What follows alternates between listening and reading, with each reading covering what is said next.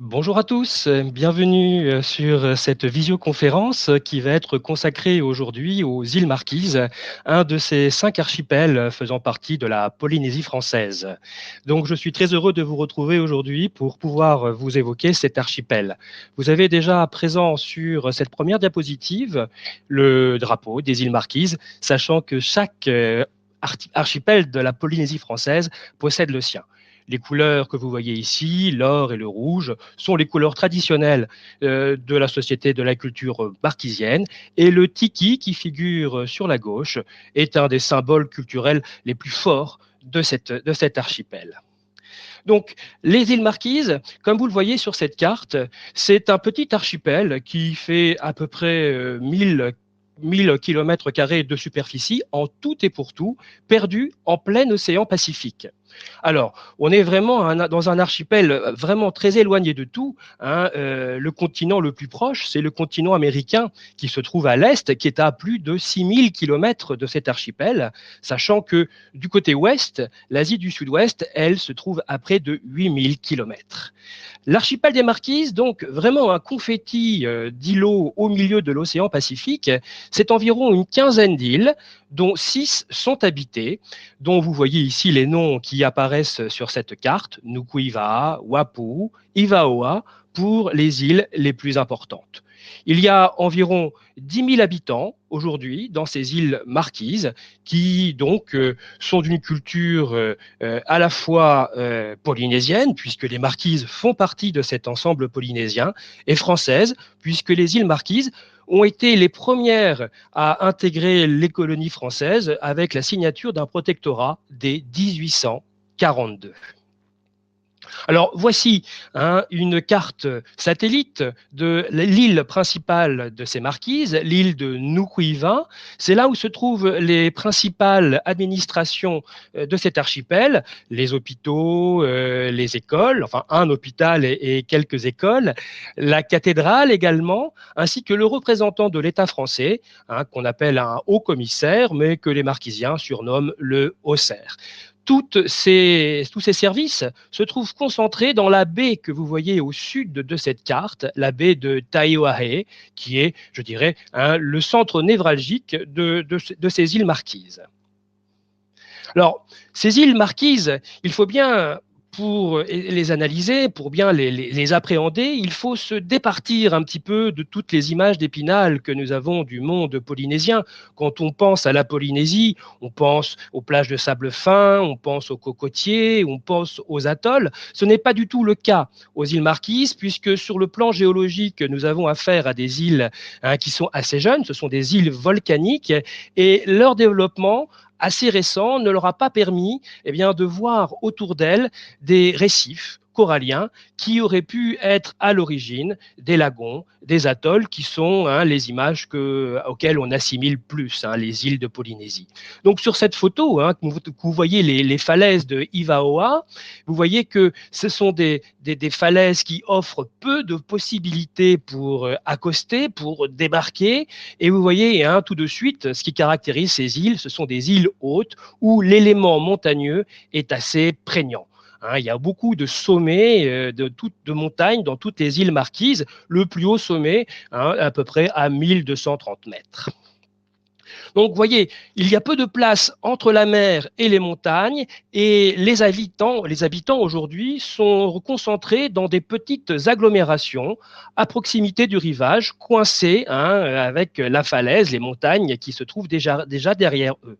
Vous avez par exemple, là, sur l'île de Tawata, le petit village de Waitahu qui compte à peu près 300 personnes. Mais c'est assez caractéristique de l'ensemble des villages que l'on trouve dans les îles Marquises.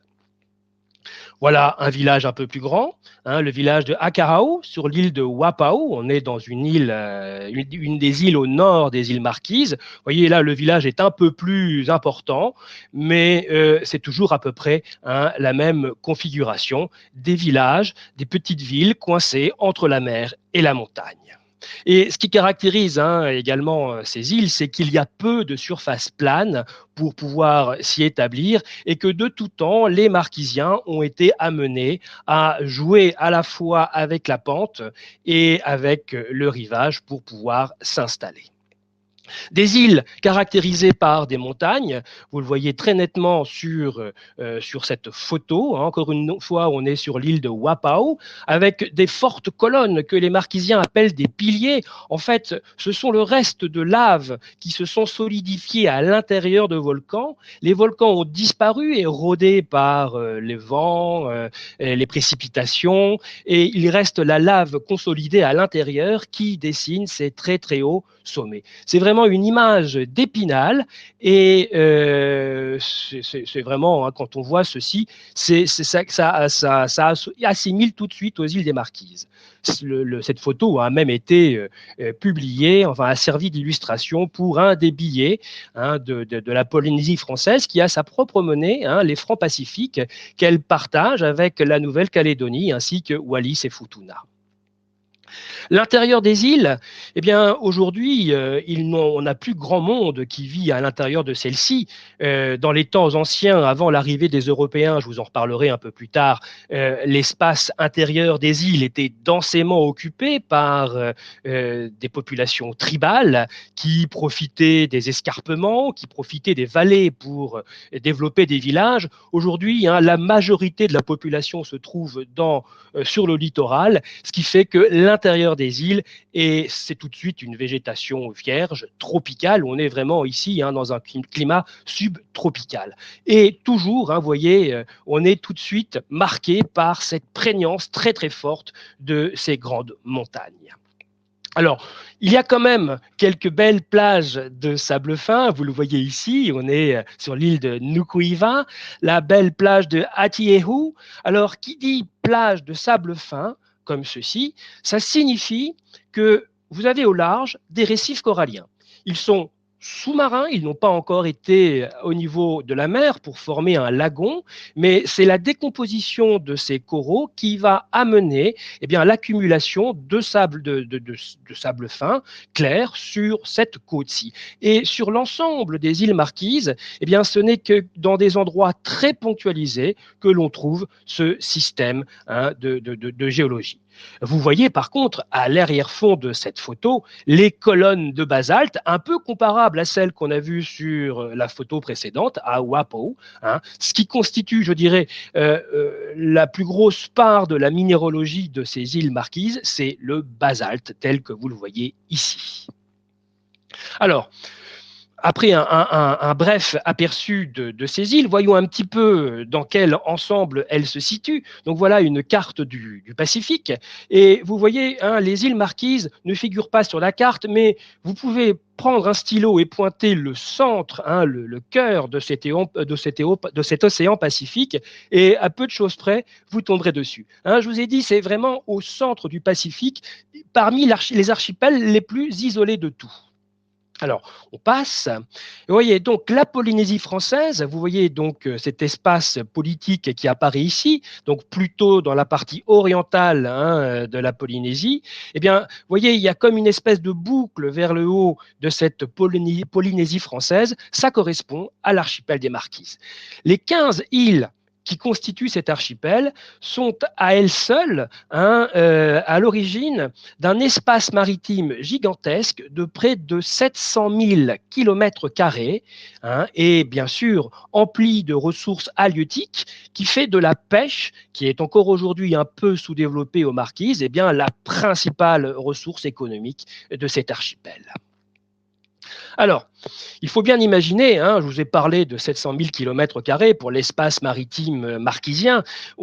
Quand on a affaire au monde polynésien, on a affaire à des distances auxquelles nous ne sommes pas habitués. Et j'aime bien, dans cette situation, montrer cette carte qui superpose en quelque sorte la géographie européenne que vous voyez par derrière, et puis l'ensemble de la Polynésie française. Et vous voyez que l'étendue totale de la Polynésie française correspond, eh bien, finalement à la taille de l'Europe. Pour quelques dizaines de milliers d'habitants seulement, hein, puisque l'ensemble de la population de la Polynésie française, c'est à peine 300 000 habitants, et ce qui fait que dans les Marquisiens, hein, qui sont à peine 10 000, un peu plus de 10 000, c'est moins de 4% de la Polynésie française. Donc aujourd'hui, là, enfin, vous la voyez sur cette carte, hein, c'est au niveau, hein, de la mer Baltique, entre la Pologne et la Suède, que se trouveraient ces îles Marquises.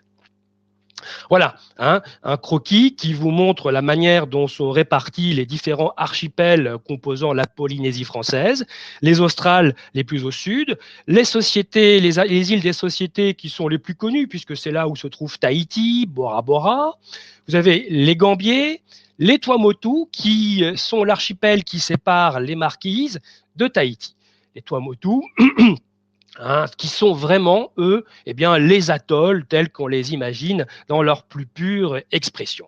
Il y a déjà près de 1600 kilomètres séparant Tahiti des Marquises. Donc vous voyez que, eh bien, c'est deux ensembles totalement différents et on peut vraiment parler de cultures différentes. Même si les Marquisiens ont une langue qui est polynésienne, donc qui appartient à un grand rameau linguistique, la langue des Marquisiens n'est pas tout à fait la même que celle des Tahitiens. Un exemple, par exemple, il n'y a pas de R dans la langue marquisienne et un mot qui en tahitien veut dire maison, le faré, se dira faé en marquisien. Donc le même ensemble culturel, mais des spécificités locales dues à l'éloignement, dû aux distances et donc à l'isolement. Alors, intéressons-nous maintenant un peu plus à la géologie de ces îles. On est, je vous le rappelle, en plein milieu de l'océan Pacifique et à ce niveau-ci, hein, la profondeur de l'océan, il faut compter entre 4000 et 5000 mètres de profondeur. Et ces îles, hein, qui surnagent, dont l'ensemble, hein, la superficie totale de ces îles fait à peine 1040 km², il faut bien les imaginer comme le sommet de montagnes dépassant de la mer avec la base de ces montagnes plantée au fond de l'océan. Alors la carte que je vous présente pour le moment signale cette généalogie, c'est une vue d'artiste, évidemment les choses ne sont pas aussi simples que cela, mais ça vous montre bien un peu le système.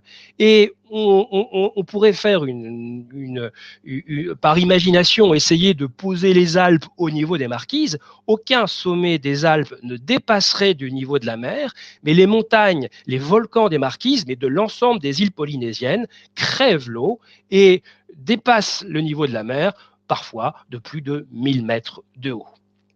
Donc, une carte bathymétrique donc, qui vous présente les fonds marins, qui est celle qui montre eh bien, la manière dont ces montagnes se construisent au niveau de Tahiti et de Moorea. On n'est pas aux Marquises exactement, mais on est dans les îles de la Société. Mais vous voyez, hein, qu'entre Tahiti et Moorea, il y a un long chenal de près de 3000 mètres de profondeur qui marque la séparation entre ces volcans qui surnagent. Alors, voilà, hein, une carte bathymétrique des Marquises. On retrouve les îles et vous voyez, hein, que très vite, dès qu'on s'éloigne de quelques kilomètres au large de ces îles, on atteint des profondeurs, hein, qui, vous le voyez, prennent une couleur bleu foncé violet, c'est-à-dire qu'on dépasse les 3000 mètres de profondeur. Donc, cela a une incidence évidemment importante sur les ressources halieutiques, sur la houle océanique, donc finalement sur le climat et l'économie de ces îles. Voici. Alors, quand je vous parlais, hein, d'origine volcanique, le volcanisme en océan Pacifique n'est pas quelque chose qui est éteint, hein. Il y a encore aujourd'hui des éruptions volcaniques incessantes.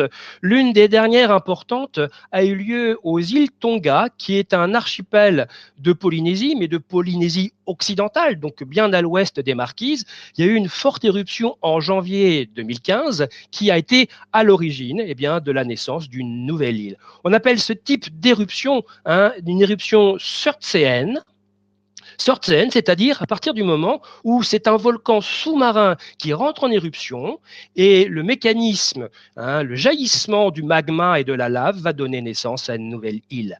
Alors voilà les Tonga, enfin la nouvelle île des Tonga en janvier 2015. Voilà la situation avant l'éruption, La voici après l'éruption. Hein. Alors, c'est quelque chose qui n'est pas encore stabilisé, hein, bien sûr. L'érosion, la houle océanique va peut-être en grande partie faire disparaître cette nouvelle île des Tonga, mais il faut imaginer un mécanisme similaire s'étant déroulé aux Marquises, comme dans l'ensemble des îles polynésiennes, des mécanismes volcaniques qui se sont déroulés pendant des millions d'années et qui sont donc à l'origine des îles que nous connaissons aujourd'hui. Vous connaissez bien sûr un autre archipel volcaniquement très actif en Polynésie, hein, parce que c'est un ensemble faisant partie de la Polynésie, Hawaï, hein, où les éruptions sont pratiquement annuelles. Et là, c'est une belle photographie prise en juin 83 hein, du volcan Pu'uhoro sur Kilauea à Hawaï. Et donc, on a des orgues basaltiques là assez impressionnants. Alors voilà, je reviens à une carte sur les marquises et vous voyez donc ces îles. Alors les noms ne sont pas marqués, mais par contre ce qui est intéressant, les chiffres que vous voyez associés à ces îles correspondent en fait aux datations bah, correspondant à l'époque où le volcanisme a été actif à cet endroit précis et donc a été à l'origine de la naissance de ces îles. Donc, vous voyez que pour la partie en haut à gauche de cette carte, hein, c'est un volcanisme qui a été actif il y a plus de 5 millions et demi d'années. Et puis, vous voyez, c'est assez caractéristique, assez étonnant. En descendant en diagonale en bas vers la droite, vous voyez que les datations sont beaucoup plus récentes et on arrive jusqu'à des activités pour les plus récentes à 1,2 million d'années. Donc plus on est au nord-ouest, plus le volcanisme est ancien et plus on descend vers le sud-est, plus il est récent. Il y a une raison à cela, je vais bientôt vous l'expliquer. Parce que le volcanisme, tel qu'on le connaît habituellement, eh bien, c'est quelque chose qui est lié à la tectonique des plaques. Le volcanisme est lié aux plaques qui se chevauchent, qui s'écartent. Hein. La Terre, la croûte terrestre est constituée, la lithosphère est constituée de différentes plaques tectoniques qui sont en mouvement les unes par rapport aux autres suite au mouvement de convection venant du manteau terrestre. Certaines plaques s'écartent, d'autres se télescopent. Actuellement, entre la plaque eurasiatique et la plaque nord-américaine, on a un écartement. Entre la plaque indienne et la plaque asiatique, il y a justement un télescopage à l'origine hein, de l'Himalaya actuellement. Hein. Donc c'est au niveau de ces sutures entre toutes ces plaques que la plupart du temps ont lieu les phénomènes volcaniques. Mais si vous regardez hein, en jaune sur cet écran, vous voyez qu'il y a une plaque pacifique. Et les îles volcaniques dont je viens de vous parler sont au milieu de cette plaque. Donc on n'a pas affaire à un volcanisme entre les plaques volcaniques, entre les plaques tectoniques, pardon, mais au milieu de ces plaques. C'est un mécanisme volcanique intraplaque qui est lié à une autre origine du volcan, qui est liée au point chaud. Qu'est-ce qu'un point chaud? Vous les voyez apparaître, hein, ces petits points distribués de manière assez chaotique sur la surface du globe terrestre. Et vous voyez qu'au niveau pacifique, il y en a plusieurs correspondant aux archipels, aux différents archipels hein, de cette Polynésie. Et un point chaud, hein, c'est voilà un croquis de la surface de la Terre. Vous voyez qu'il y a le noyau en gris, vous avez le manteau en vert et à l'extrémité, hein, en périphérie, la croûte terrestre qui fait entre 10 et 80 km d'épaisseur, donc c'est pratiquement rien. Et remontant des couches profondes de ce manteau terrestre, vous avez des plumes mantéliques qui ramènent vers la surface du matériel magmatique qui va donner naissance à ces points chauds et donner des éruptions. Voilà, peut-être ce schéma va mieux vous expliquer ce dont il s'agit. Alors, on sort du cadre polynésien, on va plutôt dans des régions arctiques, puisque là, vous reconnaissez peut-être une carte de l'Islande. Le volcanisme en Islande est lié à un phénomène de point chaud, vous voyez, hein, un point chaud, un manteau qui remonte de près de 400 km de l'intérieur du manteau terrestre, qui amène du magma au niveau de l'Islande. Alors, je ne vais pas m'étendre sur l'Islande. L'Islande a ceci de caractéristique, c'est un endroit, un des rares endroits sur Terre où se retrouvent sur un petit périmètre ce volcanisme de points chauds et le mécanisme volcanique lié à l'écartèlement des plaques. Pour les îles de Polynésie, ce n'est que le point chaud. Là, vous avez une photo de l'île de Uahuka. Si vous regardez bien, il y a toutes ces stries. On a l'impression que la falaise correspond à un millefeuille. Eh bien, c'est un mot qui désigne ceci en géologie. On parle de trappe, ça veut dire escalier en suédois. Mais chacune de ces stries, chacun de ces éléments de ce millefeuille correspond à une coulée de lave qui s'est accumulée année après année. Donc vous imaginez, depuis le fond de l'océan jusqu'à des altitudes en de haut de la mer, en haut de la mer, montant jusqu'à 900 000 mètres, vous voyez le volume astronomique de magma apporté par ces points chauds. Alors aux Marquises, actuellement, le volcanisme est éteint. Peut-être se réveillera-t-il un jour, on n'en sait rien, mais pour le moment, il n'y a pas de volcanisme actif aux Marquises. Mais il y a d'autres points chauds sur Terre qui sont très connus, y compris sur le territoire national. Là, vous avez par exemple une photo aérienne du piton de la Fournaise à La Réunion, qui est également un point chaud. En Polynésie française, il y a un point chaud qui est connu au niveau des îles de la Société, donc au large, au sud-est, par exemple, de l'île de Tahiti. On sait que là, il y a un point chaud qui est actif et il est surveillé de très près par les océanographes ainsi que les vulcanologues de l'Université de Polynésie française. Alors, voilà ce petit schéma qui vous montre, alors il faut le lire de haut en bas, on voit le point chaud qui donne naissance à un volcan, qui donne naissance à une île. Mais comme je vous le disais tout à l'heure, ces plaques tectoniques bougent les unes par rapport aux autres, et une plaque comme le Pacifique bouge. La plaque du Pacifique a un mouvement plutôt dirigé vers l'ouest, elle va passer sous la plaque eurasiatique, d'où les phénomènes de tremblement de terre qu'on a au Japon et aux Philippines. Et au fur et à mesure que cette plaque bouge par rapport à un point chaud qui est immobile, eh bien, on voit que les volcans sont un peu alignés les uns derrière les autres, puisque ce point chaud va donner naissance à des éruptions de manière non pas régulière, mais assez plus ou moins fréquente. Et entre deux éruptions, la plaque aura bougé. Et donc, quand une deuxième éruption va arriver, ça ne va pas être forcément au même endroit. La première île se sera déplacée de quelques dizaines de kilomètres, et donc il y aura donc une deuxième île qui apparaîtra. C'est ce que montre ce petit diagramme que vous avez pour le moment sur l'écran. Alors, quand on a affaire à des photos satellites qui en même temps cumulent des technologies de recueil de données bathymétriques, donc de fond marin, on voit très nettement ceci. Vous voyez par exemple, là, on voit au centre de l'océan Pacifique l'archipel Hawaï. La partie la plus à l'est, cette espèce d'amande un peu dorée, c'est le point chaud actuellement actif à Hawaï. Et tous ces petits nuages que vous avez vers l'ouest correspondent aux anciens points chauds, enfin aux anciens points où se trouvait le point chaud avant que la plaque ne bouge. Et on voit très nettement ce mouvement qui se dessine sur cette carte. Au fur et à mesure que la plaque bouge, eh bien, le point chaud qui, lui, est fixe, va donner naissance à des îles toujours plus nombreuses. C'est exactement ce que représente cette carte des îles Marquises. J'y reviens. Vous voyez qu'elles sont nettement alignées et vous comprenez donc que je vous le disais tout à l'heure, quand on est au niveau des îles nord-ouest, elles sont les plus anciennes, d'un point de vue volcanique. C'est tout à fait normal. C'est celles qui se sont le plus éloignées par rapport au point chaud. On peut supposer que le point chaud se trouve, si les océanographes parviennent à le retrouver aujourd'hui, se trouverait plutôt dans la partie sud-est de cette carte. Mais c'est encore un défi qui est lancé aux scientifiques. Alors, au fur et à mesure qu'une île va évoluer et va se déplacer de son point chaud, eh bien, l'érosion va donner cours à son action.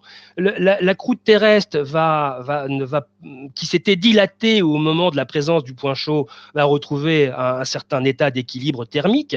Donc, l'île va avoir tendance à s'affaisser peu à peu dans l'océan. Vous allez avoir des récifs avec des coraux qui vont se développer tout autour de l'île et ça va donner naissance à des lagons.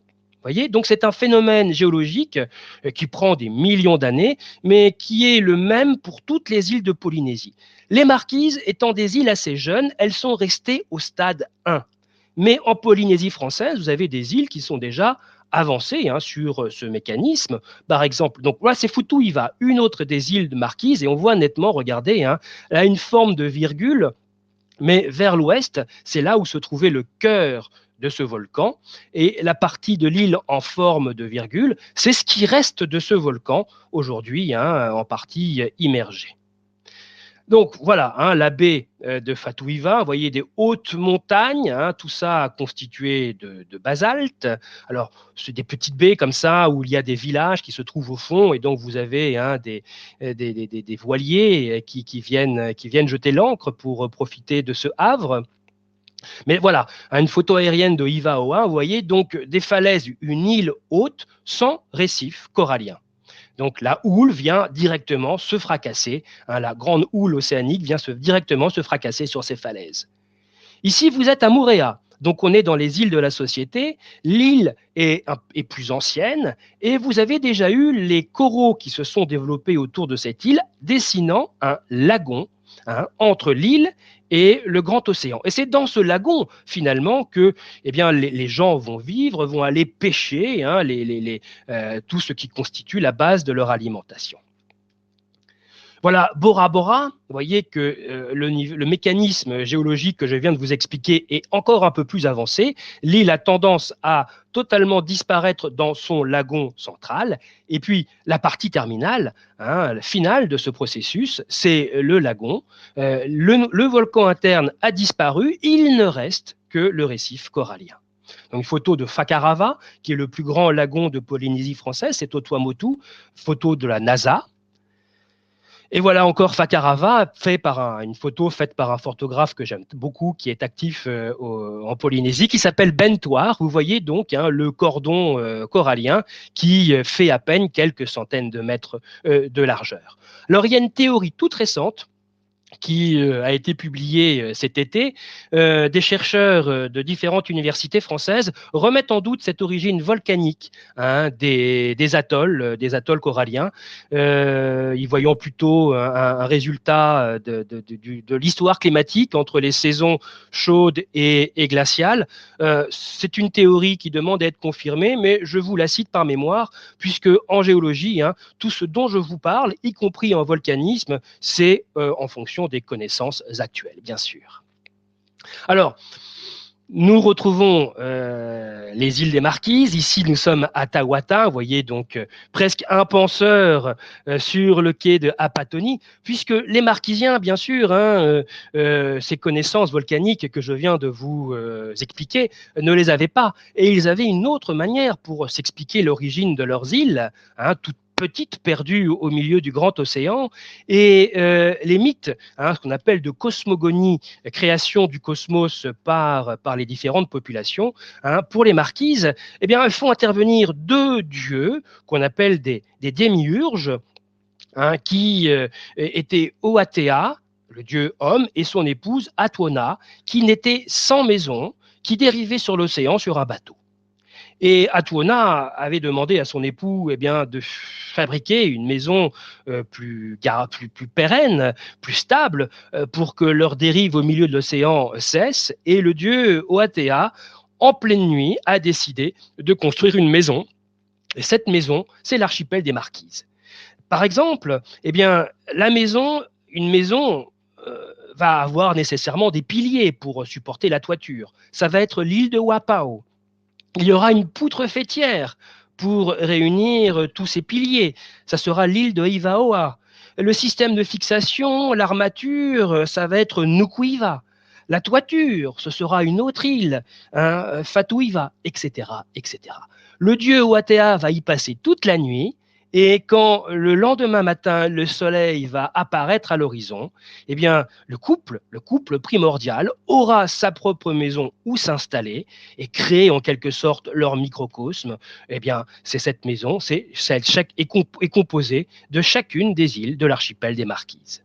Donc une très très belle légende qui fait un peu le contrepoids entre le mythe et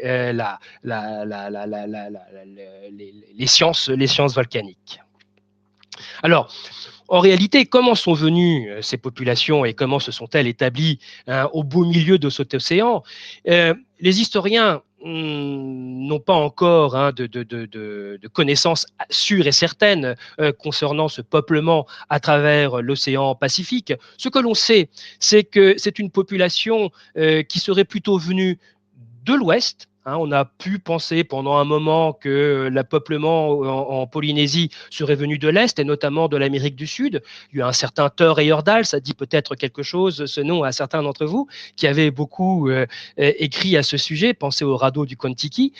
Aujourd'hui, les scientifiques pensent plutôt que ça vient de l'autre côté, hein, du côté asiatique, et on cible même plutôt l'île de Taïwan, hein, d'où serait partie une migration à peu près à la fin du 4e millénaire avant notre ère, qui va durer de très nombreux siècles et qui va être à l'origine du peuplement de l'ensemble des îles de Polynésie. Alors, il y a, vous le voyez, hein, cette île de Taïwan, vous la voyez sur cette carte.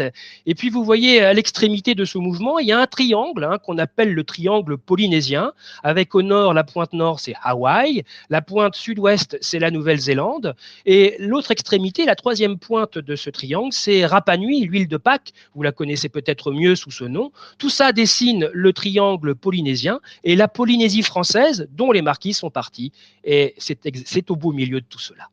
Et la Polynésie orientale, donc la Polynésie française en particulier, ont été pratiquement les dernières îles touchées par ce long mouvement migratoire. Alors on pourrait en parler pendant des heures, mais vous voyez ici donc une photo qui date des années 1900 de l'ethnie Atayal, hein, qui sont les aborigènes de Taïwan aujourd'hui. 90% de la population à Taïwan aujourd'hui, ce sont des Han, des Chinois, mais il y a encore des aborigènes qui sont peut-être les très très lointains ancêtres des Polynésiens actuels. Et donc c'est une photo de deux hommes de cette ethnie Atayal prise à Taïwan au début du XXe siècle. Alors, une partie de cette migration s'est établie dans ce qu'on appelle la Mélanésie, une culture dite Lapita. Je passe très rapidement là-dessus. Il y a eu une belle exposition il y a quelques années au musée du Quai Branly sur la culture Lapita, hein, caractéristique pour les belles poteries, telles que vous la voyez ici, qui ont été réalisées par cette culture, hein, donc à Vanuatu, en Nouvelle-Calédonie, en Nouvelle-Guinée. Et cette culture Lapita, donc, qui est d'origine austronosienne, Taïwan, plus des éléments venus de Papouasie ou même d'Australie, hein, vont former cette culture Lapita qui, dans son développement vers l'ouest, va s'arrêter en Polynésie occidentale, hein, les Samoa, Tonga, à peu près vers 800, 900 ans avant notre ère. Et là, il y a une espèce de césure, une coupure, un arrêt dans la migration. Hein, on ne sait pas pourquoi.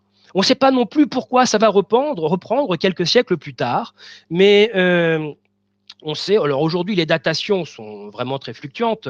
Quelqu'un comme Pierre Otino, qui est aujourd'hui le grand archéologue qui fouille aux Marquises, considère qu'il faut situer entre 600 et 800 de notre ère l'arrivée des populations humaines aux Marquises. Ce qu'on est sûr, c'est que c'est plusieurs siècles avant l'arrivée des Européens. Et donc à peu près 600, 800 ans avant notre ère. Et si ces gens ont pu traverser ces si grands espaces, c'est parce que c'était d'abord d'excellents marins et qu'il y avait des bateaux capables de faire ces traversées, hein, des pirogues telles que vous les voyez ici, pirogues doubles. Hein, là, c'est un croquis des Tuamotu, hein, datant de 1847, réalisé par un capitaine anglais. Alors, il y a des pirogues à balancier, hein, qui sont le modèle réduit. Vous le voyez ici sur ce dessin. Donc, des Tuamotu également. Ça, c'est une pirogue à balancier, un vaha dans la langue polynésienne, réalisé par le dessinateur à bord du Resolution, qui était le navire de James Cook, qui, au cours de son deuxième voyage dans l'océan Pacifique, va faire un arrêt aux Marquises en 1774. 77, c'est le moment où son journal va être publié en Angleterre. Et donc, là aussi, eh bien, ces Européens remarquent ces embarcations polynésiennes. Alors ça, ce sont des petits modèles. Hein. C'est pas avec ça qu'ils ont traversé l'océan. Ça, c'est pour naviguer, faire du cabotage autour des îles. Hein. C'est des gros modèles, plutôt comme celui que je viens de vous montrer, avec lequel ils naviguaient, avec les hommes, les femmes, les enfants, les animaux domestiques, et puis également les plantes maraîchères qu'ils transportent avec eux et qu'ils vont replanter dans leur nouvel environnement pour recréer toute la végétation végétation et tous les éléments dont ils ont besoin pour se nourrir.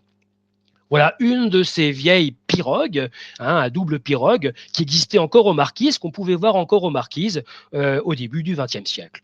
Dématée, là, qui était plutôt remise, là, en attendant sa ruine certaine, mais encore photographiable au début du XXe siècle. Voilà, une pirogue, là, plutôt pour des gens qui partent pêcher, d'une petite plage aux Marquises. Photo qui date également du début du XXe siècle. Alors, je passe rapidement sur ces éléments. Je vous en ai déjà dit sur cette carte, je vous ai déjà dit un petit peu ce que je pouvais vous en dire, c'est-à-dire que l'archéologie vu l'espace immense de la Polynésie, vu également les faibles moyens dont disposent les archéologues, on n'a que des petites ouvertures dans telle ou telle île, que des informations très parcellaires qui empêchent, ou en tout cas nous rendent incapables aujourd'hui de refaire un esprit de synthèse et de pouvoir avoir une théorie générale sur le peuplement dans le Pacifique. Mais il y a différents stades d'exploration, de découverte, de colonisation, puis d'établissement qui marquent l'arrivée progressive des populations dans les îles polynésiennes et le peuplement. Et donc, je vous ai dit, pour les Marquises, quelqu'un comme Pierrotino, qui est aujourd'hui donc le grand archéologue travaillant aux Marquises, considère que c'est entre 600 et 800 pour parler de leur arrivée. Alors, ces gens vivaient dans des petits villages, c'était des tribus qui vivaient dans des villages. Vous avez ici Louis Le Breton, qui était un navigateur, un dessinateur qui était sur l'Astrolabe, le navire de Jules Dumont d'Urville, qui est passé par les Marquises avant d'aller en Antarctique, qui est de passage aux Marquises, et qui donc fait des dessins, et puis là, ça a été sorti sous forme de gravure, des maisons, des cases, des naturels du Nukuiva. Et ce qui est caractéristique ici, vous voyez, donc c'est des habitations en bois sur des structures de pierre. Alors le bois, dans un climat humide, c'est quelque chose qui a disparu depuis longtemps. Mais les structures de pierre subsistent. Voici un croquis de Pierrotino. Vous voyez mieux un petit peu comment ces maisons étaient édifiées. Pourquoi la pierre? Tout simplement parce que, je vous ai dit, on est souvent dans des terrains en pente et faire des structures en pierre comme celle-ci, qu'on appelle des pae-pae, permet de stabiliser et d'aplanir le terrain sur lequel construire sa maison en bois, en éléments végétaux. Et puis, comme ce sont des pierres qui ne sont pas jointes par un ciment, en cas d'intempéries, et là-bas les intempéries sont fortes à la saison des pluies entre décembre et janvier, l'eau ne stagne pas, elle s'infiltre et donc votre habitation retrouve assez vite un état sec pour pouvoir donc y vivre et y travailler. À l'intérieur de ces maisons, à Haye, on ne fait que dormir. L'essentiel des activités domestiques se fait sur la terrasse, sur le pae-pae. Une photo du XXe siècle, vous montrant donc comment ces maisons étaient constituées. Et puis, alors, c'est une photo ici du village de Hanavave sur l'île de Fatouiva. On voit donc qu'ils sont vraiment concentrés dans les vallées, puisque très vite, les montagnes prennent le dessus et donc on n'a pratiquement plus de terrain pour s'installer. Donc, c'est dans des vallées très encaissées que ces villages, il y a des siècles comme maintenant, sont blottis. Avec quand même la nuance près, c'est que dans ces fonds de vallée, il y a encore quelques décennies, à cause de la saison des pluies, il y avait des inondations fréquentes, les cours d'eau sortaient de leur lit, et donc ce n'étaient pas des lieux très propices pour y développer des maisons, et donc les Marquisiens préféraient s'installer en hauteur. En haut des vallées, et puis ça permettait de voir venir de loin les ennemis qui venaient peut-être vous attaquer en venant par la mer. Donc, ces villages sont regroupés, ces maisons, ces pae-pae sont regroupés autour d'esplanades centrales, qu'on appelle des toua, telles que vous le voyez ici sur cette photo, de Kamuhei, sur l'île de Nukuiva. Donc, on voit bien toutes ces structures lithiques sur lesquelles il y avait les bâtisses, et puis au milieu, donc, un espace où les gens pouvaient se retrouver pour des cérémonies, pour des danses, pour des célébrations. Sur le plan de l'alimentation, Alors, sur le plan de l'alimentation, je vous ai dit que les gens, quand ils venaient s'installer sur des îles, emportaient avec eux ce dont ils avaient besoin, ce qui signifie que là où ces Marquisiens, ces Polynésiens se sont installés, ils ont modifié en quelque sorte l'écosystème primitif pour qu'il corresponde à ce dont ils avaient besoin, à ce dont ils voulaient pour vivre. Et la base de l'alimentation des Marquisiens, c'est le fruit de l'arbre à pain que vous voyez sur cette photo. L'arbre à pain, hein, qui est un grand arbre endémique de Polynésie, hein, qui peut faire, il y a plusieurs variétés, mais en moyenne c'est 15 à 20 mètres de haut. On va chercher les fruits en les gaulant. Ça peut avoir la taille, hein, d'une tête humaine. On le fait cuire et vous voyez, on enlève ensuite, on gratte la peau et on a à l'intérieur, eh bien, un fruit succulent, riche en féculents justement, qui est la base de l'alimentation de cette population marquisienne et polynésienne au sens large. En plus, le fruit de l'arbre à pain a cet intérêt, c'est que la pâte, une fois fermentée, va pouvoir se conserver pendant des années, voire des décennies. Et chaque village avait à sa disposition des fosses, des silos où on pouvait entreposer quand il y avait des récoltes de fruits d'arbres à pain qui dépassaient les besoins, hein, enfermer dans ces silos le surplus, le laisser fermenter et pouvoir donc le prendre en cas de disette, parce qu'il peut y avoir des années de disette à cause de sécheresse, à cause de guerre, ou servir de réservoir, de garde-manger lors de grandes fêtes, de cérémonies. On pouvait ouvrir une fosse et on avait donc à disposition, eh bien, de la nourriture. Alors, je vous parlais de sécheresse. Voilà donc la vallée, ce qu'on appelle la baie invisible à Nukuiva. Vous voyez, on est là en janvier 2016. Voilà ici, hein, en quelques années plus tard, on est en 2018. Vous voyez, hein, l'aspect est totalement différent. C'est simplement dû aux sécheresses et on comprend donc en voyant cela l'intérêt qu'avaient les Marquisiens de constituer des réserves de nourriture pour pouvoir passer ces périodes de sécheresse qui pouvaient durer jusqu'à 2 ans. Donc, on utilise ce type de bol pour manger. Vous voyez, très ouvragé. Il y avait des artisans spécialisés qui faisaient cela. On écrasait le fruit de l'arbre à pain avec des pilons, mais comme celui que vous voyez sur cette photo, mais pas seulement le fruit de l'arbre à pain. Tous les éléments végétaux qui étaient comestibles étaient écrasés pour former une pâte. Et là, vous avez un récipient en forme d'oiseau qui se trouve au Quai Branly, au milieu du 19e siècle, et magnifique, hein, qui servait plutôt de réceptacle pour une boisson faite à base de cava qui était consommée pour offrir l'hospitalité aux hôtes prestigieux de passage dans la tribu. On pêchait, bien sûr, hein, l'océan était une ressource très importante pour la nourriture, et donc il y avait des hameçons. Alors, c'était des sociétés qui ne connaissaient pas le métal, hein, et donc les hameçons étaient la plupart du temps constitués de bois, de nacre et de coquillages. Et là, c'est un hameçon de requin que vous avez ici, hein, qui avait été acheté par Rainer Werner Bloch, qui était un collectionneur allemand, hein, qui était un fondu d'art océanien, et sa collection a été vendue il y a quelques années de cela, et j'avais pu voir donc ce superbe hameçon en bois pour les requins. Et donc vous voyez sur le manche à gauche, hein, le début, hein, de la corde qui servait de longe, hein, pour les pêcheurs. Bien sûr, il n'y avait pas que les végétaux, il n'y avait pas que les poissons, il y avait de la viande aussi, hein. Je vous ai parlé des animaux qui étaient transportés au moment des colonisations d'île en île, et le cochon sauvage, hein, servait de festin régulièrement aux Marquisiens. Cuit à l'étouffée dans des silos qu'on appelle des zoumous, des cuissons qui peuvent durer des heures et des heures, hein. C'est au fond de la fosse, vous avez des pierres chauffées à blanc. On entoure les mets, hein, de feuilles de bananier, on les pose sur les pierres, on remet de la terre par-dessus. C'est une cuisson très lente qui dure des heures, et ensuite c'est toute une cérémonie quand on va rouvrir la fosse et servir, hein, le repas aux invités. Voilà pour la nourriture. Autre artisanat, hein, c'est la confection des vêtements. Il n'y avait pas de lin, il n'y avait pas de textile en Polynésie et en particulier aux Marquises. Alors, ce que faisaient les gens pour avoir des pagnes, pour avoir des ponchos, tels que vous le voyez ici, eh bien, c'était fabriqué à partir de l'écorce intérieure des arbres, un artisanat qu'on appelle le tapa. Donc là, celui-ci, vous le voyez, il se trouve au musée de Tahiti et des îles dans le village de Punaoya, proche de Papeete, à Tahiti. Hein, le tapa, donc, un artisanat fait à partir d'écorces d'arbres qui sont battus, souvent un travail des femmes, hein, donc soit à partir d'arbres à pain, soit à partir de mûriers ou même de bagnans. On récupère l'écorce intérieure de ces arbres.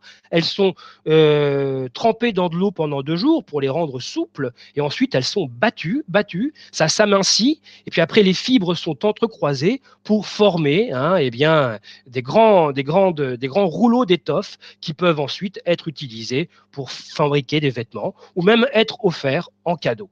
Donc là, c'est un rouleau de tapa qui se trouve au musée d'art et d'histoire à Rochefort-sur-Mer, en France. Aujourd'hui, le tapa est surtout un support pour faire des dessins qui sont vendus aux touristes, mais vous avez quelques créateurs qui essayent, tel que vous le voyez sur la photo, de redonner un petit peu, je dirais, un peu de lustre aux vêtements en tapa. Et il y a eu quelques défilés faits, organisés à Papeete ou dans d'autres îles de Polynésie. Alors, les artisanats sont très nombreux. Vous voyez un collier, un diadème réalisé à partir de dents de marsouin sur cette photo qui date du 19e siècle. Vous avez des boucles d'oreilles, on appelle des haikai. Ici, cette photo provient du Muséum de Toulouse.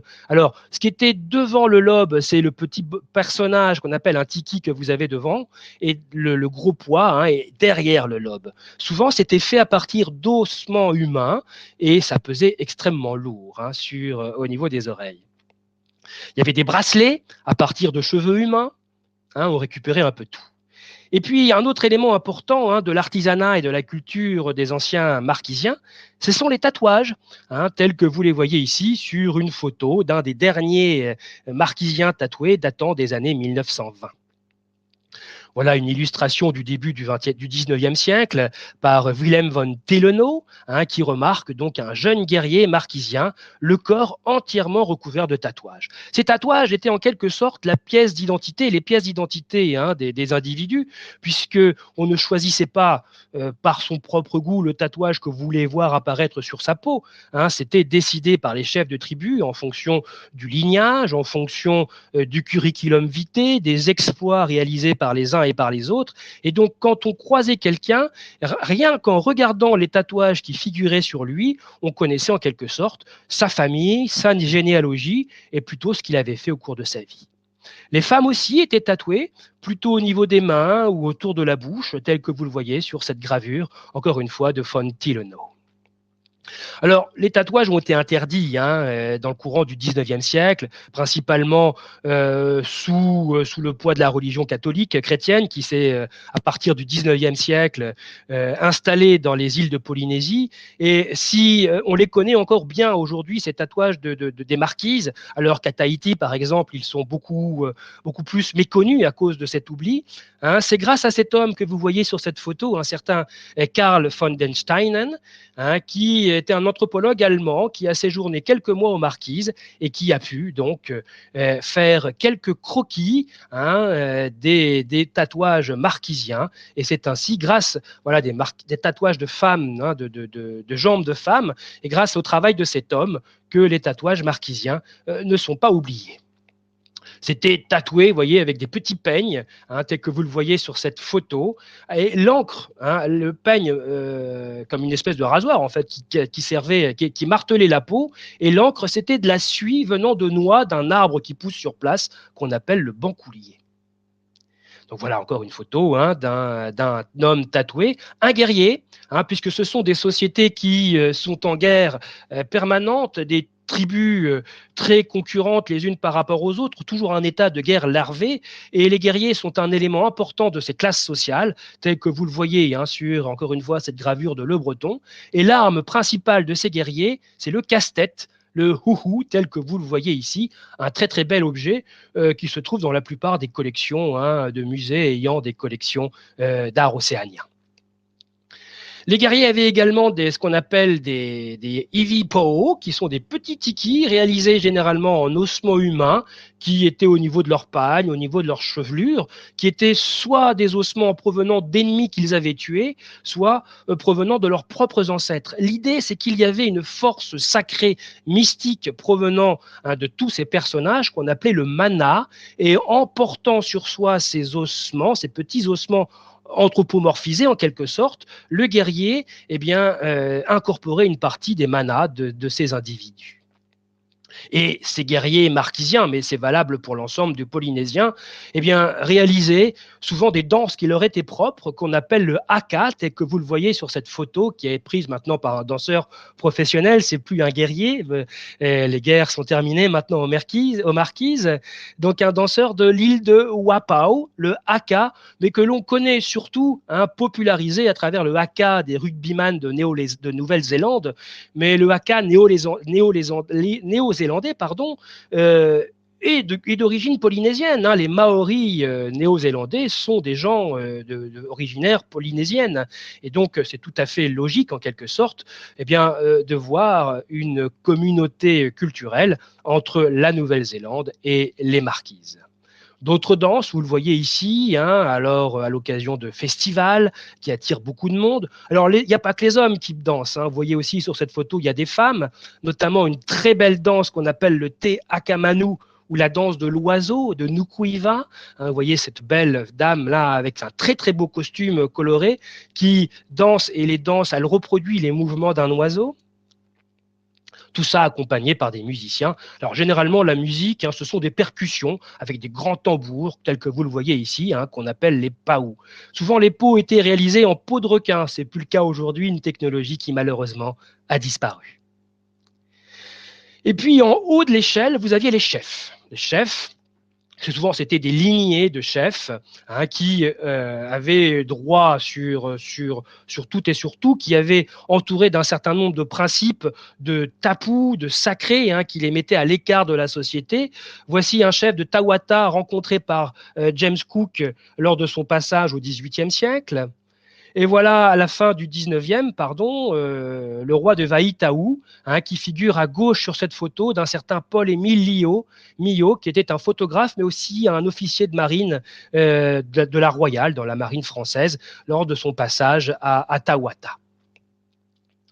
Les chefs ont des parures, souvent des parures, des couronnes sous forme de plumes, ou des serre-têtes réalisées à partir de nacre ou d'écailles de tortue, voire carrément des éventails. Regardez encore une fois avec un tressage très particulier et des petits tikis en ossements humains qui forment la poignée. Ça, ce sont que les chefs qui pouvaient porter ça, c'était des attributs. Et les chefs étaient ensuite, une fois décédés, avaient droit à des inhumations particulières dans des endroits qu'on appelle des morailles, avec des petites statuettes au-dessus qu'on appelle des unu. Alors parlons maintenant de la religion. La religion, et dans des endroits qu'on appelait des vaï-tapous, donc des lieux un peu réservés où la population n'avait pas le droit d'accéder, souvent à proximité de sources sacrées, d'arbres sacrés, souvent les bagnantes, tels que vous le voyez ici. Et on retrouve des paé-paé, des structures lithiques dans ces endroits sur lesquels vont se trouver des tikis en pierre et sur lesquels les prêtres vont pouvoir faire des récitations de prières en l'honneur des dieux, les tikis, les étoiles, mais également les chefs de la tribu, de la lignée des Aikiki, les chefs qui dominent à cet endroit précis. Et les tikis, en fait, ce sont des chefs, des guerriers qui ont été divinisés et qui ont droit à leur propre statut.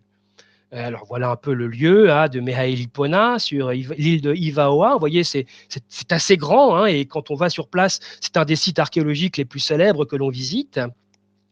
Voilà un paé-paé qui était un paé-paé de sacrifice. Je n'ai pas le temps de m'étendre, mais il y avait des sacrifices humains qui étaient réalisés au moment de certaines fêtes importantes.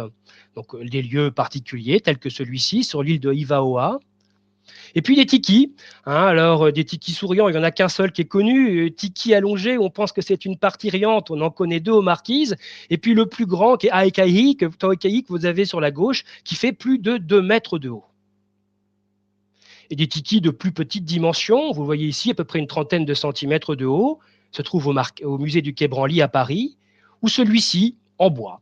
Alors, les tikis ont pratiquement tous la même forme, hein, une tête disproportionnée, les mains posées sur le ventre, des jambes assez puissantes, hein, et donc ce sont des ancêtres divinisés. Regardez, j'aime bien cette photo, hein. On parle souvent de l'influence que l'art africain a eue sur Picasso. Eh bien, là, c'est une photo chez lui. On sait que Picasso possédait un tiki venu, hein, des Marquises dès les années 1910. Alors, les marquises ont été découvertes par les Européens à la toute fin du XVIe siècle, en 1595 notamment, par un navigateur espagnol du nom de Alvaro de Mendaña, parti de Callao au Pérou pour aller aux îles Salomon. Et en avril 1595, il arrive aux Marquises, à Tawata, et il va nommer cet archipel en l'honneur, hein, de son patron, Marquis, qui lui a financé cette expédition, d'où le nom de l'archipel. Les choses se passent mal, hein, assez vite entre les Espagnols et les Marquisiens, le conflit se déclenche et il y a des victimes. Et Alvaro de Mendaña fait une description de l'île tellement horrible qu'il faut attendre près de 2 siècles avant qu'il y ait une nouvelle expédition européenne qui vienne sur place, en particulier par James Cook, pardon. Vous avez ici un portrait qui se trouve au Musée national maritime de Greenwich, près de Londres. Les marquises vont rentrer dans l'orbite française au milieu du XIXe siècle avec la venue, hein, de la flotte du contre-amiral Abel du Petit-Thouars que vous voyez apparaître ici là, sur cette gravure. En 1842, en quelque sorte, le protectorat est signé entre la France et le chef, hein, de l'île de Tawata, qui va marquer donc le protectorat établi par la France sur cette partie du Pacifique où les Français cherchaient à avoir un point d'appui, hein, dans ce nouvel espace. Les choses vont assez mal se passer, puisque dans la plupart des îles, des chefs de tribu ne vont pas accepter, hein, la domination des Français, et il y aura des émeutes, en particulier par le personnage que vous voyez sur la gauche, un certain Pakoko, sur l'île de Nukuiva. Si c'est le portrait fait par René Gilotin, qui était un peintre se trouvant à bord du bateau d'Abel du Petit Thouars. Donc Pakoko à Nukuiva, Yotete à Tawata. Hein, la prise de possession des marquises par la France n'a pas été parfaitement pacifique. Bon, la disproportion technologique a fait que les Français se sont vite imposés et c'est resté comme ça. Mais je vous le signale, hein, les marquises rentrent dans le protectorat français avant Tahiti. C'est le même du Petit Thouars qui, au cours de sa même tournée après les marquises, va aller jusqu'à Tahiti, qui fera également là-bas un traité de protectorat. Mais les marquises sont en quelque sorte possession française de manière antérieure à Tahiti et aux îles de la Société. À peu près la même époque, et même un peu avant, on dit même que la croix est arrivée avant le drapeau. Dès 1839, les catholiques s'installent aux Marquises, les premières missions apostoliques, hein, et vous avez ici le portail de la cathédrale des Marquises qui se trouve sur l'île de Nukuiva à Taiohae. Un enseignement catholique va se mettre en place, hein, et qui va donc propager la culture française, la langue, la religion chrétienne catholique également à l'ensemble des Marquisiens. Ce sont essentiellement les sœurs de la congrégation de Saint-Joseph de Cluny qui vont se charger de l'enseignement des jeunes garçons et des jeunes filles. Et puis, il y aura un ordre masculin, hein, le Sacré-Cœur, les frères des Sacré-Cœurs de Jésus et de Marie, qu'on appelle aussi les Picputiens, qui vont beaucoup faire pour développer les œuvres de mission dans les Marquises. Voilà, Tuona, hein, au début du XXe siècle. Et c'est là, au début du XXe siècle, que Paul Gauguin va arriver. Alors, il ne va pas arriver dans une société florissante, hein, ce n'est pas le paradis qu'on lui promet. Tout au long du XIXe siècle, le contact entre les Marquisiens et les Européens va être à l'origine d'une série de crises terribles. Les îles vont être pillées par des chercheurs de bois exotiques, les santaliers en particulier. Les baleiniers vont amener de l'alcool, vont amener également des maladies sexuellement transmissibles, des épidémies sans nom. Et au moment des premiers contacts, on estime, ce ne sont que des estimations, que la population marquisienne était à peu près de l'ordre de 100 000 habitants. Au début du XXe siècle, quand Gauguin arrive là-bas, il arrive aux Marquises en 1901, depuis Tahiti, il n'y a plus que quelques milliers d'habitants, entre 4000 et 3000 habitants. Vous voyez, c'est une population qui a failli disparaître, et donc c'est dans un monde en péril que Gauguin arrive. Il est lui-même malade, mais il va quand même avoir une activité picturale pendant ces dernières années. Il va décéder à Atuona, à Ivaoa, en 1903. Voilà l'un des tableaux peints par Gauguin. Je pourrais vous en parler des heures, mais je vais m'arrêter là. Et comme souvent, Gauguin s'inspire de photographies qu'il a prises sur place, voilà, notamment pour ce tableau de la femme à l'éventail qui se trouve en Allemagne, inspiré de la photo de Toho Taua, qui a été photographié par l'un de ses amis colons d'origine suisse, Louis Grelet. Le cimetière de Atuona est célèbre justement pour la présence de la tombe de Gauguin que vous voyez ici apparaître sous le frangipanier. Même cimetière, à quelques mètres de là, quelques dizaines de mètres de là, il y a la tombe de Jacques Brel. Donc aujourd'hui, la religion chrétienne est encore très présente, elle marque le paysage. Vous voyez cette église, cette belle église et ces beaux piliers de Wapau. Donc elles sont présentes dans tous les villages des marquises, les églises. C'est un peu les centres du village, bien sûr. Et c'est dans les églises finalement qu'il y a eu ce renouveau de cette culture marquisienne. Et c'est notamment avec un évêque qui s'appelait le seigneur Monseigneur Lecléac. Et voyez par exemple, c'est la chaire de l'église de Wapau, où la chaire, en fait, est la proue d'un bateau taillé dans une essence d'arbre local qu'on appelle le banyan. Donc on voit une acculturation. Voilà, Akao, Wapau, là où se trouve cette église.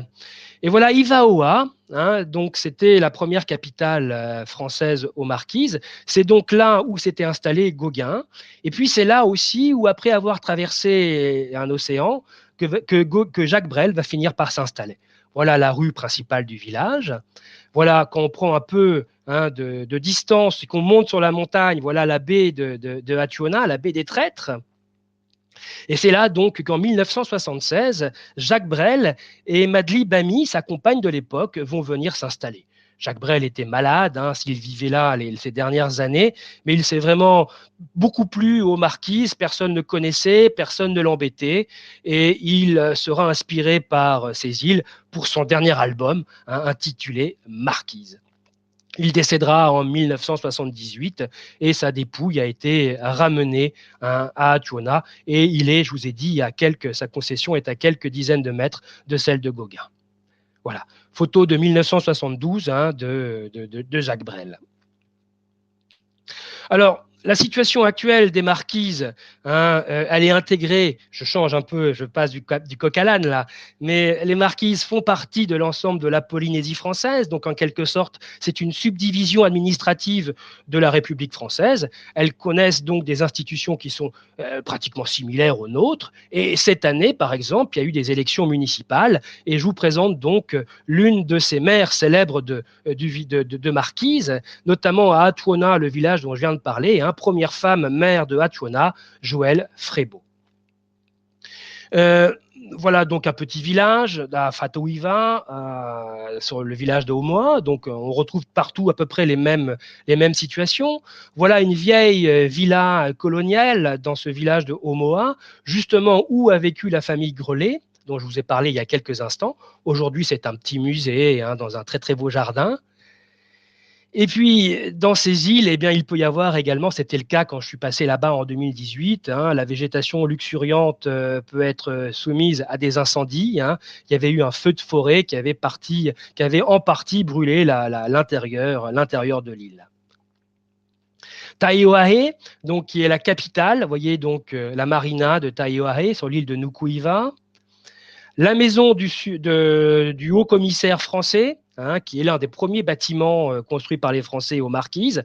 Donc il y a le drapeau français en permanence qui est levé chaque matin sur place. La mairie de Taiohae.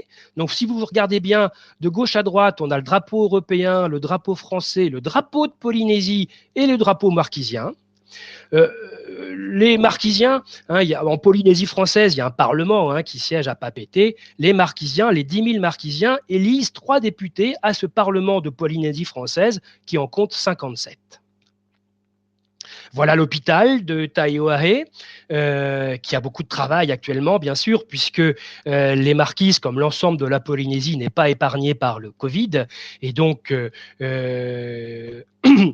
les équipes sur place font ce qu'elles peuvent pour essayer de venir en aide à la population locale. Il y avait ces dernières semaines une augmentation des cas contractés en Polynésie française, ce qui fait que les îles étaient de manière, pour des raisons sanitaires, étaient confinées également elles aussi. Voilà un peu du col de Moitié, la belle baie, la belle baie de Taiohae. Alors, l'intérieur des îles, on y va assez peu, mais quand on a la chance d'y pouvoir y pénétrer, on est stupéfait par de superbes paysages avec cette belle cascade de Vaipo là que vous voyez. Là, c'est à Tawata, donc petit village de Vaitaou. C'est là où tout a commencé. Hein. C'est là où du Petit Thouars est venu signer son protectorat en 1842. Et vous voyez donc les montagnes derrière. Vous comprenez maintenant en fait que c'est l'ancien volcan, l'ancien cratère aujourd'hui éteint. Et donc des maisons, des faées, comme on les appelle. Alors c'est plutôt une maison modeste, là, que je vous ai sélectionné sur cette photo, mais elles sont à peu près toutes construites sur le même modèle. L'école de Vaipae à Uahuka. Les enfants suivent un enseignement en français, mais il faut savoir que le bilinguisme fait des progrès actuellement aux Marquises et qu'il y a de plus en plus d'écoles qui proposent aux jeunes Marquisiens un enseignement dans leur propre langue. Voilà, belle montagne, belle côte de Anavave, encore une photo de Ben Thouars. Côte sauvage à Oahuka, vous voyez, donc ce sont des paysages très divers, même si elles ont géologiquement la même histoire, à peu près la même ancienneté, mais des paysages très divers les uns des autres. Et si ces îles sont réunies et si elles peuvent subvenir et avoir toujours une population locale sur place, parce que les gens sont encore autonomes sur le plan alimentaire, les maraîchages, la pêche, donne suffisamment de quoi aux gens pour se nourrir, mais rien n'est construit sur place. Pratiquement tous les produits manufacturés proviennent de l'étranger, proviennent des îles de la société et essentiellement de Tahiti. Et cet acheminement des marchandises se fait par bateau. Alors, il y a différentes compagnies qui se chargent d'apporter ce dont les Marquisiens ont besoin. La plus célèbre, c'est la compagnie Aranui. Et vous voyez le bateau Aranui 5, qui est le dernier modèle lancé en 2016 par cette compagnie, qui a ceci de particulier, c'est que c'est un cargo mixte. C'est-à-dire que la moitié du bateau, c'est du fret. Ce sont des marchandises qui sont débarquées sur les petits débarcadères. Et l'autre partie du bateau, c'est un paquebot de croisière qui peut embarquer à peu près 270 à 300 passagers pour découvrir les Marquises. Et c'est souvent dans ce cadre-là, dans ce bateau-là, que j'ai la chance d'aller aux Marquises avec un groupe intermède, par exemple. Donc, vous voyez, les ports sont tout petits. Vous voyez, on fait les débarquements à partir de baleinières. Vous le voyez en bas à droite de cette photo. Toutes les marchandises ainsi que les passagers transitent par ces baleinières depuis l'île jusqu'au bateau. Et puis les îles sont réunies par des petites navettes elles-mêmes. Il y en a 2 actuellement en activité. Le problème que connaissent les Marquises aujourd'hui, c'est la communication, c'est les transports et notamment toute la couverture aérienne en hélicoptère et en avion, qui sont des sujets très sensibles actuellement aux Marquises. Il y a notamment pour l'évacuation sanitaire qu'on appelle les évasanes, puisque l'hôpital de Taiohae n'est pas une grosse structure avec un gros plateau technique et que dans les cas les plus graves, les plus urgents, il faut évacuer sanitairement vers Tahiti et pour ça, il faut des avions et il n'y en a pas toujours de disponibles. C'est le gros problème que connaissent les Marquises aujourd'hui. Voilà, c'est sur cette dernière photo que je vais interrompre cette conférence. Danse, je le reconnais, mais il y avait énormément de choses à vous dire. Très très belle photo qui a été prise sur l'île de Nukuiva, dans un tohua de la vallée de Toa, à Upeke. Et vous avez là une troupe de danseurs qui est en train d'exercer sa danse à l'occasion du Festival des Marquises, le 10e Festival des Marquises, festival très important qui a lieu à peu près tous les 2 ans, où il est organisé successivement dans chacune des îles, et les Marquisiens ont à cœur et sont fiers de présenter leur culture, leur danse, leur chant, leur artisanat à des délégations de en provenance de l'ensemble de la Polynésie, mais également d'ailleurs, des gens venant d'Europe, d'Amérique, d'Australie, pour découvrir les marquises. Je vous remercie de votre attention. Si vous avez quelques questions, allez-y, le chat est fait pour ça. Je me ferai un plaisir d'y répondre. Voilà, merci à vous.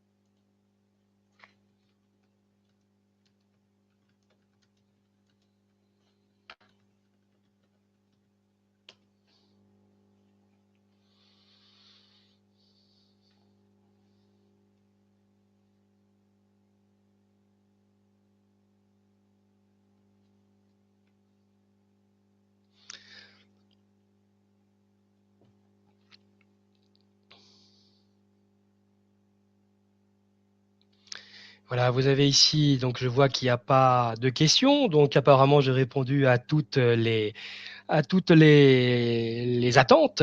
Donc, la dernière image que vous avez ici vous présente les prochaines conférences qui seront organisées en visio par intermède, la Lentero, Rembrandt ou les opéras en Italie. Je vous remercie beaucoup et bonne continuation.